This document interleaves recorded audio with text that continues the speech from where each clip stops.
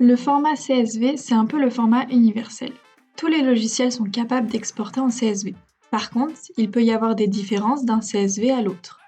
Par exemple, en France, pour dire 10,3, on dit 10,3.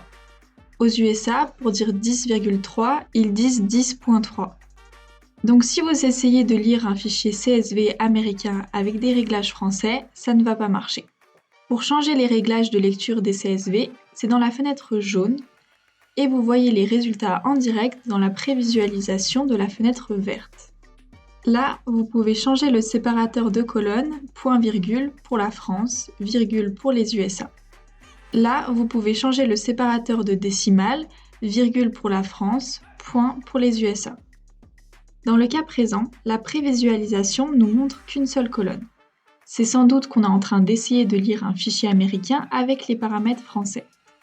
Donc, on clique sur point pour les décimales et sur virgule pour les séparateurs. Ça va tout de suite mieux.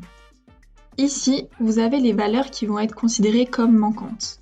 S'il y a des valeurs manquantes un peu bizarroïdes, comme ND1, ND2, ND3, vous pouvez les mettre dans Autres en les séparant par des virgules. Certains fichiers contiennent des informations qui n'ont rien à voir avec des données. Dans le cas présent, les 2 premières lignes contiennent du texte. On peut demander à R++ de les supprimer.